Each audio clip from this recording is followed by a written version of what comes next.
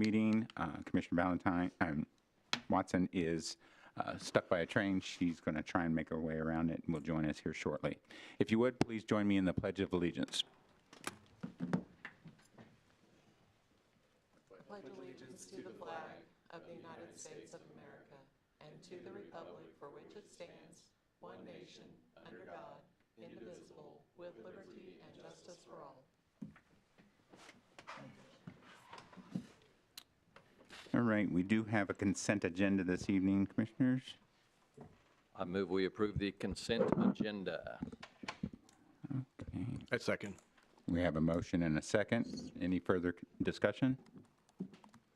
Hearing none, all those in favor say aye. Aye. Aye. Any opposed? Same sign. Motion carried.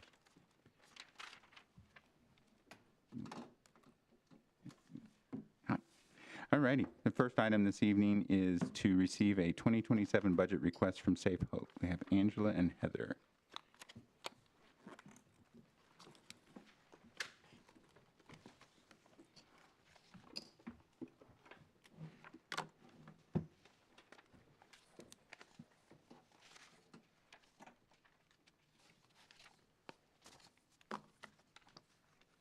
Well, good evening. Thank you for having us. We'd like to thank you for the opportunity to share with you more tonight about Safehope. And as was mentioned, I'm Angela Shetman. I'm a co-executive director there.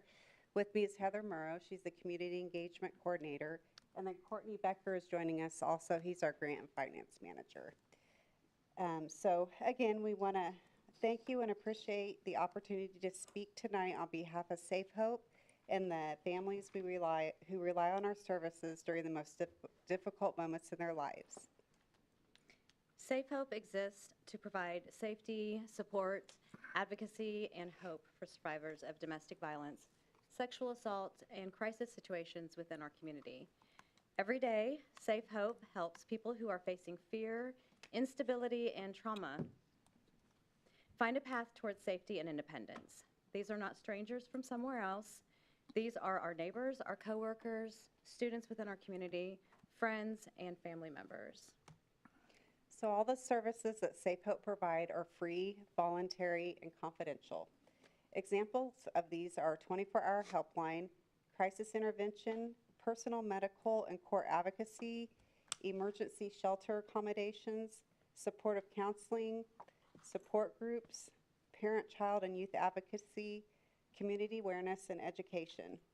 We also provide direct aid resources such as food, clothing, and household items and emergency funds.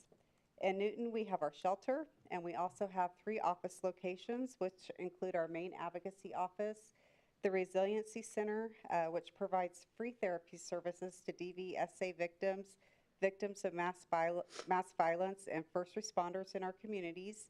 In addition, in Harvey County, we have weekly outreach hours at Bethel College, Heston College, the Newton Library, and also Newton High School. The need for these services is continuing to grow. The rising housing costs, the financial hardships, the mental health challenges, and family instability have increased the number of individuals seeking our emergency shelter. Counseling, legal advocacy, and crisis support. Safehope has stepped in again and again to meet those needs, but the demand is stretching our available resources. City support for Safehope is not simply an expense to you. It is an investment in our public safety, our community stability, human dignity. When survivors have access to a safe shelter and support services, we reduce the long-term costs associated with emergency medical care, law enforcement response, homelessness, unemployment, and ongoing crisis intervention. More importantly, we give people the opportunity to rebuild their lives safely and productively. This funding would send a clear message that our city values safety, compassion, and the well-being of every resident. So we respectfully ask the Commission to support funding for Safehope so our organization can continue its essential work and expand its ability to serve those who need our help. We are open for questions as well. Do you remember why I see here at 25 and 26 there was no funding from the city? Why was that? Can you repeat the question, please? It's in 25 and 26, there was no city funding. The last city funding was in 24, and we gave $16,000. Why the gap? Yes, so I wasn't part of that history. I wasn't in administration when that change took place, but to my understanding, we used to get the funding from law enforcement. So they receive funding from the city, and then part of what they would give towards would be Safehope. We have not gone directly to the city, so that is what we're doing today. We just have not reached out to you in the last couple of years Yes, for that funding yeah. request. And I do want to state how important, because I know that it's Police Officer Awareness Week and stuff. I want to recognize how important our first responders are in the work that Safehope does. I think it is an amazing resource that we offer at our Resiliency Center, where those first responders can come to us privately, confidentially, and completely free so that they can process their trauma that they see on a daily basis. So. And we also collaborate very closely with law enforcement in our advocacy work every day. So we very much value them and appreciate our partnership with them. Did you have something, Tanya? I did. I was going to see if Chief, off the top of his head, remembered if the allocation was for a specific item, a specific project, if it was for general funding, if there was any context you could add to that grant funding.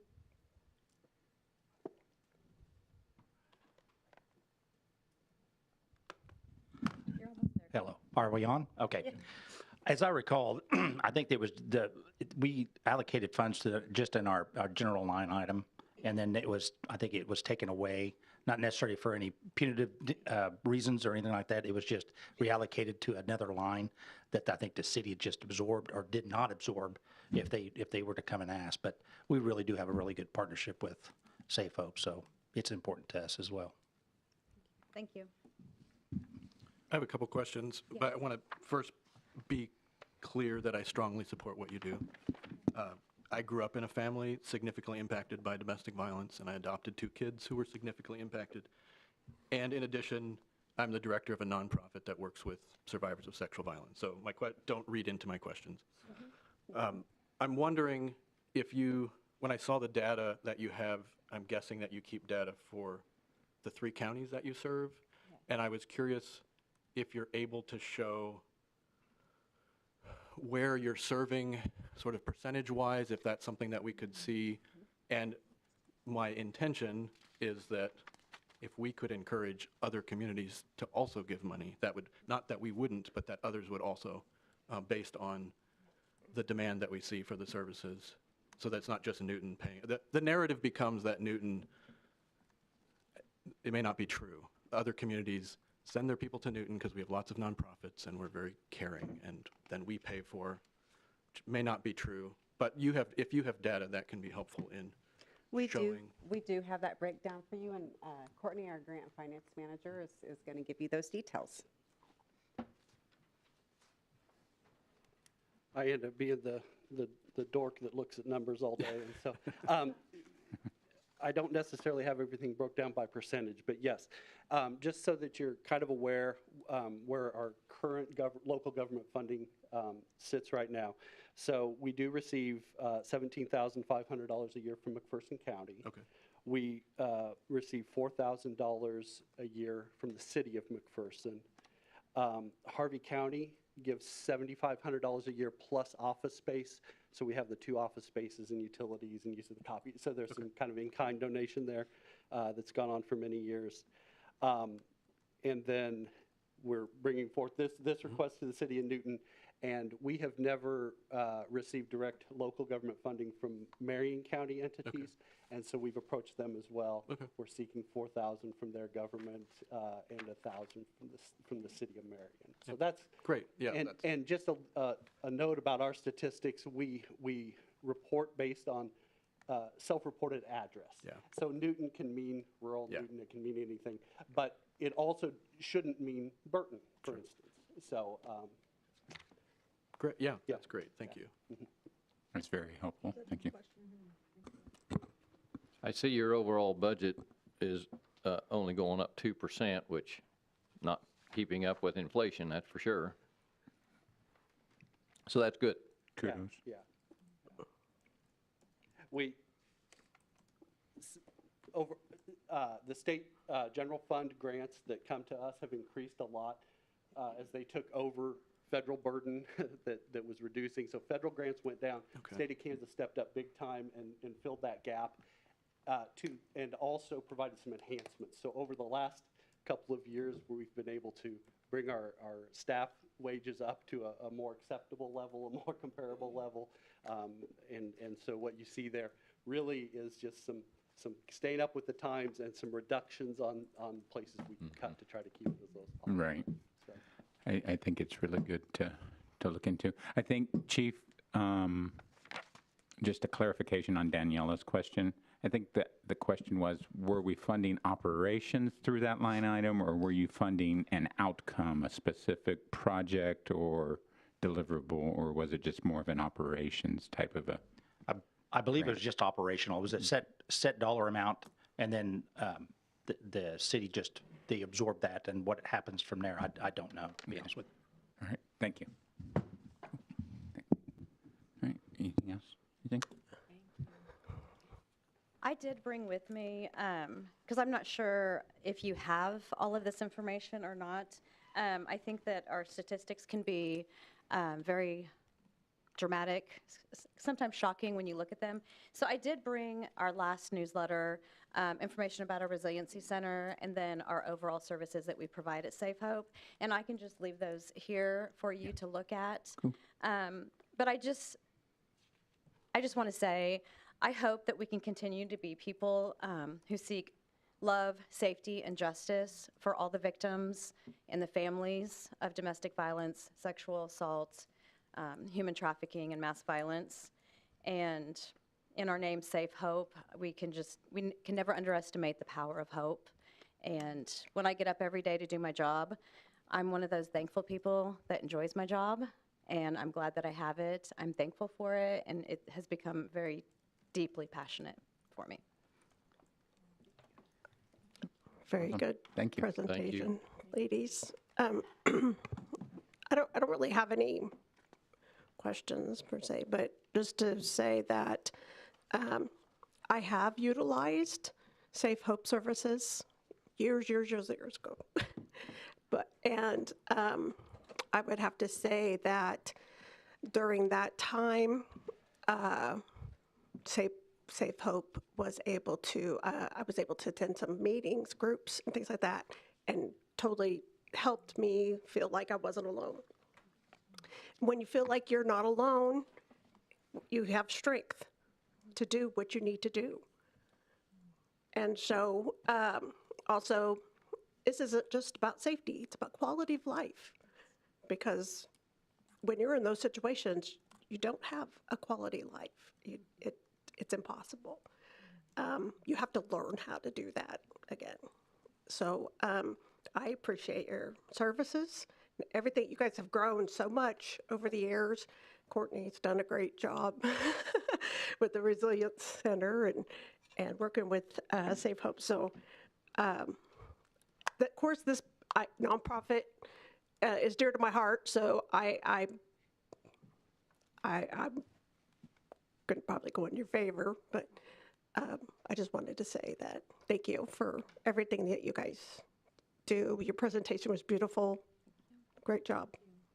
Thank you. And I see a lot of you out in the community, and Rich, Leroy, Melanie, not so much Kathy, but sometimes Jason. And you guys are just such a great representation for our city. It has changed so much over the years. I've been living here for over 4 decades, and it's just beautiful to see a group of leaders that truly care about their city and what happens in it. So thank you for all of it. Thank you. Have a good evening. All righty, the next item this evening is to consider a proclamation declaring the week of May 11 through 16, 2026 as National Police Week and May 15th as Peace Officers Memorial Day. Chief Dunleavy. The one, the only. Thank you, Mayor, Commissioners. I really appreciate the you taking the time to recognize our officers. I'm incredibly proud of each and every one of them, and the service and the dedication that they provide to the community. So I appreciate this opportunity to recognize them. It is National Police Week. We are having a service out, just like we do it's annually, out in front of the Law Enforcement Center at 11:30 tomorrow. If you're in town, you feel free to come by. You're all invited. Of course, everybody's invited. Just a short little memorial that we put on every year. So, but I appreciate your time. So with that, I'm with the proclamation of National Police Week, May 10th through the 16th, 2026. Whereas Congress, the President of the United States, have designated May 15th as Peace Officer Memorial Day, and the week in which May 15th falls in National Police Week. And whereas the members of the Newton Police Department play an essential role in safeguarding the rights and freedoms of the city of Newton. And whereas it is important for all citizens to know and understand the duties, the responsibilities, the hazards, the sacrifices of their law enforcement agency, and that members of the law enforcement agencies recognize their duty to serve people by safeguarding life and property, by protecting them against violence and disorder, and protecting the innocent against deception and the weak against oppression. And whereas the men and women of the Newton Police Department unceasingly provide that vital public service, and in doing so have established themselves an enduring reputation for preserving the rights and securities of all citizens. Therefore, I, Rich Stinnett, by virtue of the authority vested in me as mayor of the city of Newton in the state of Kansas, do hereby proclaim the week of May 10 through 16, 2026 as National Police Week, and call upon all citizens of the city of Newton to observe Friday, May 15th as Peace Officers Memorial Day in honor of those law enforcement officers who, through their courageous deeds, have made the ultimate sacrifice in service to their community or have become disabled in the performance of duty. And let us recognize and pay respect to the survivors of our fallen heroes.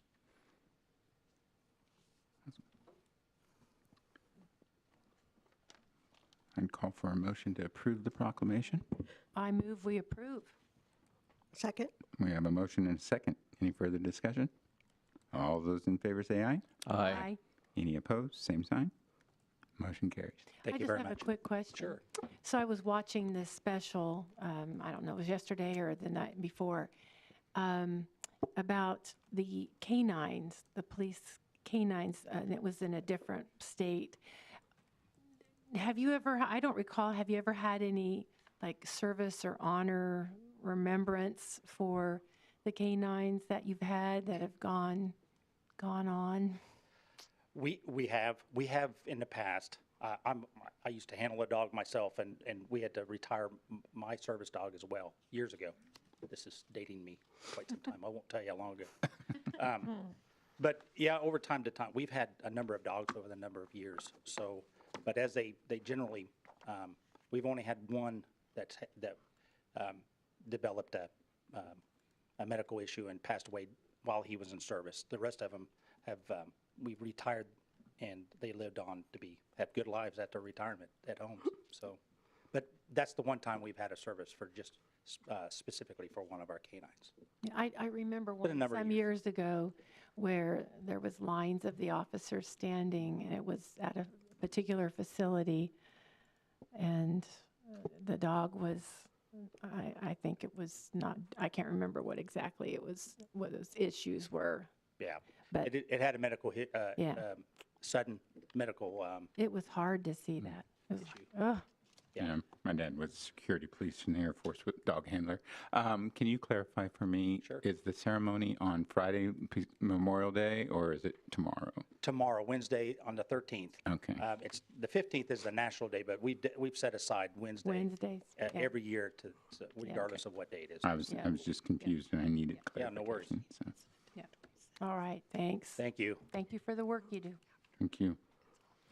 Alrighty, next item this evening is to consider a proclamation declaring the week of May 17 through 23, 2026 as National Public Works Week. Nathan and Chris?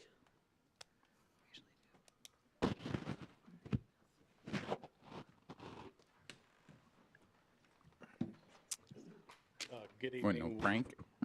Frank is out on vacation at a concert, I think, so. I'll start off here and Chris will finish up.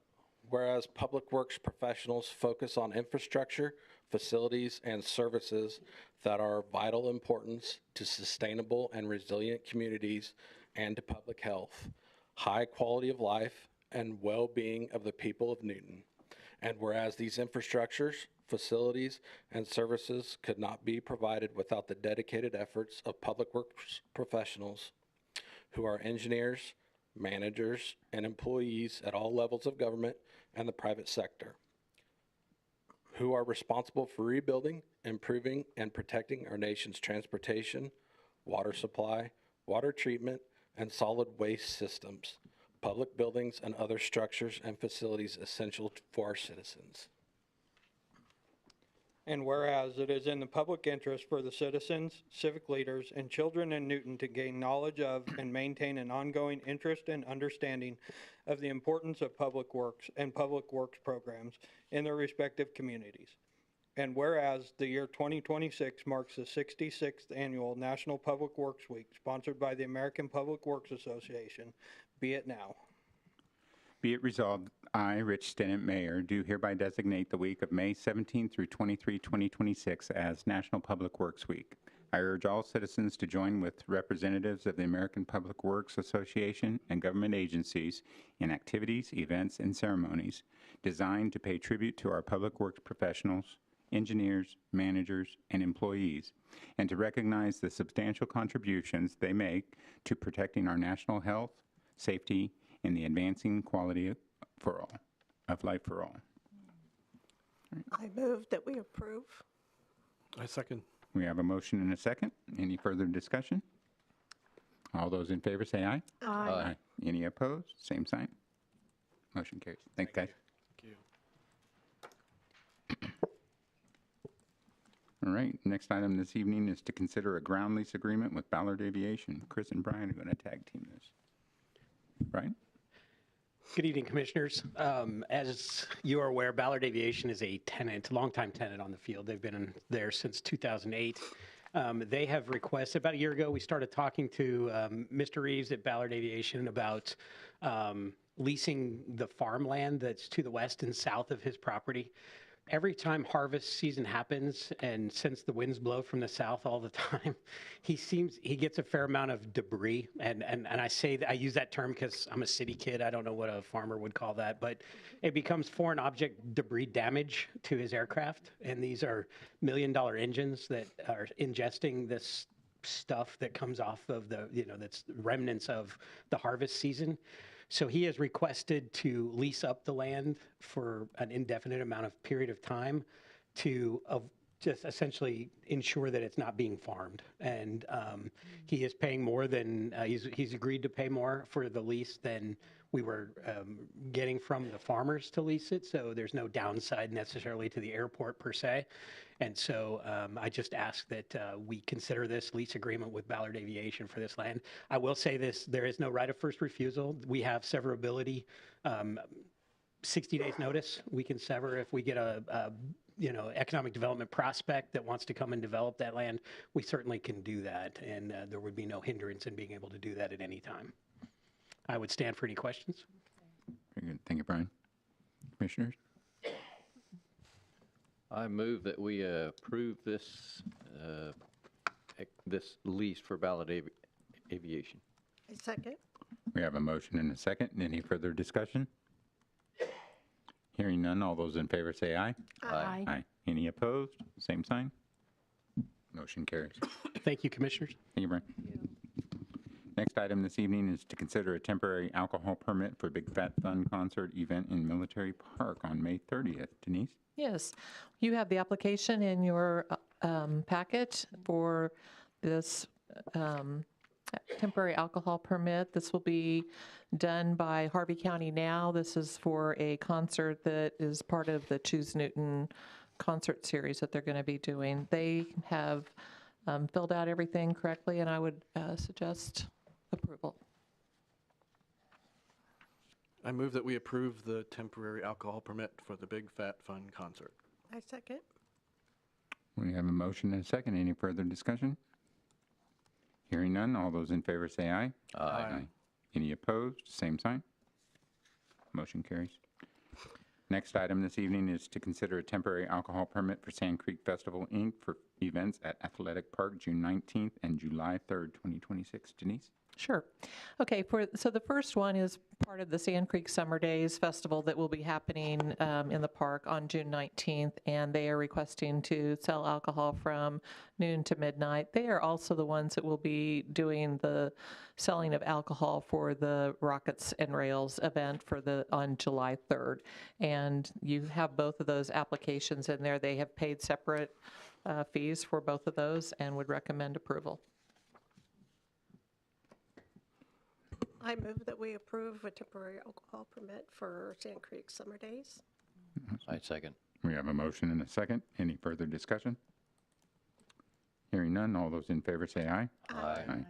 Any opposed? Same sign. Motion carries. All righty. Next item is to review the commission policy manual and consider adding a live stream policy. Daniela? Thank you, Mayor. If you recall, early last year, in an effort to modernize our commission policies, you had the opportunity to review our commission policies, which had not been updated in some years. That comprehensive review reminded us that this is a living document, and in order to keep up with best practices, we should look at it yearly. So we will put this in front of you every year going forward.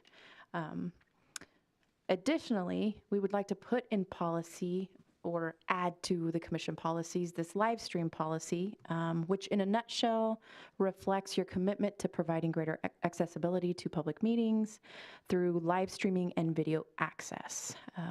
We know it's your hope that we are as flexible as possible, that we provide us access to a wider audience, which results in a greater community awareness and confidence in the integrity and accountability of the decision-making process right at the beginning of that policy. The policy is a reflection of just that. It outlines what we stream, what we don't stream, crowd release info, photography. There's a paragraph about being photographed. Happy to answer any questions. It's pretty straightforward. It is currently our process, our practice. So if you have any concerns, any thoughts, any changes, please let myself know. I know Aaron would also be happy to answer any questions. I did have a question for Aaron or Chris. Are we going to need to put a placard on the front door or commission chambers or whatever that restates the crowd release by entering the space?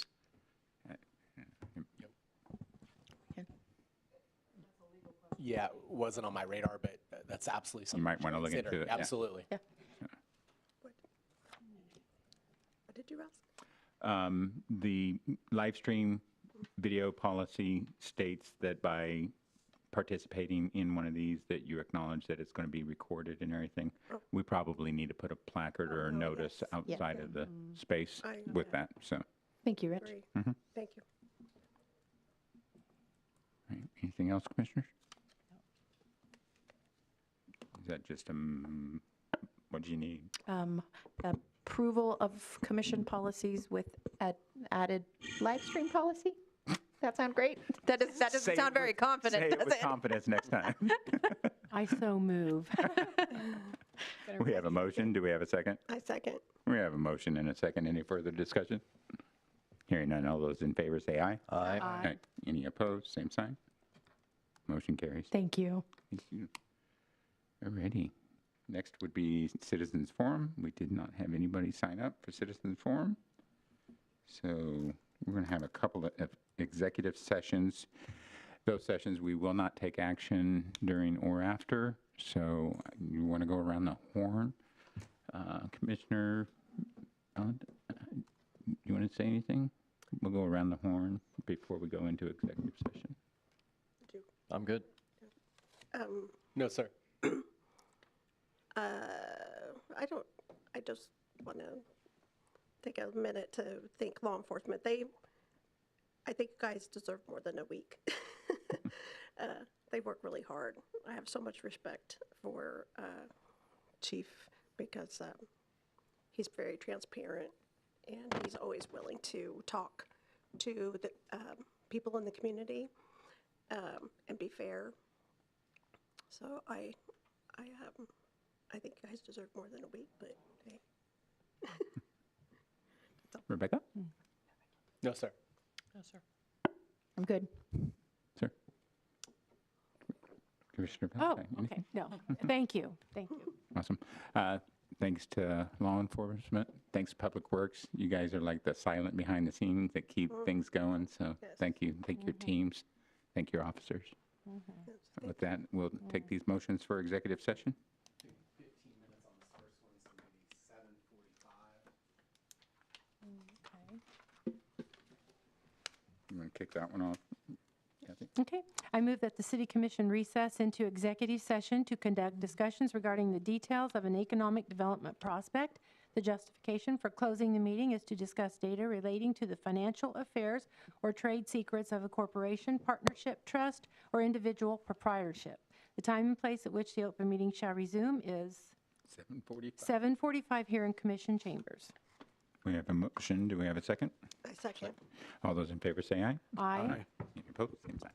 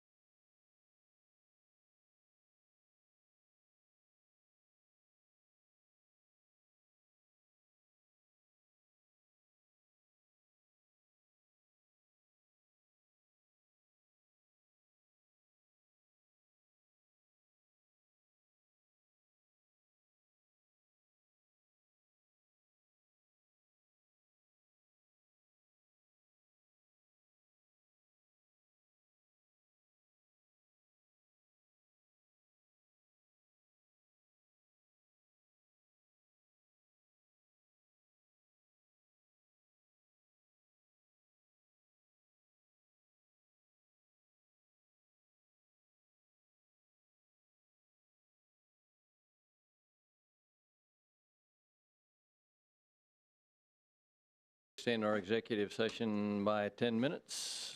I second. All those in favor say aye. Aye.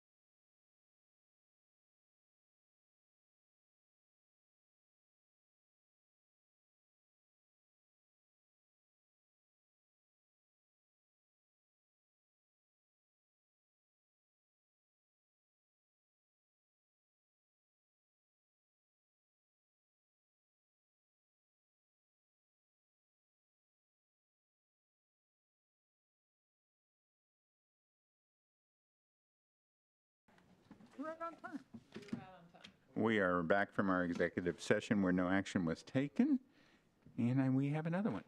But Christopher is not here. How much time, sir? Sorry. It's better to do 20 minutes for this one, call it 8:15. I'll give you, it's going to be a different motion.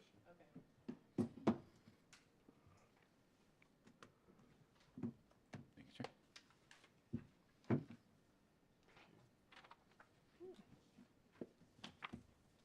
All righty.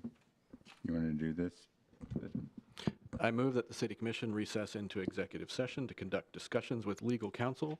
The justification for closing the meeting is to consult with the city attorney to discuss matters privileged under the attorney-client relationship, and the time and place at which the open meeting shall resume are 8:15 at the City Commission chambers at City Hall.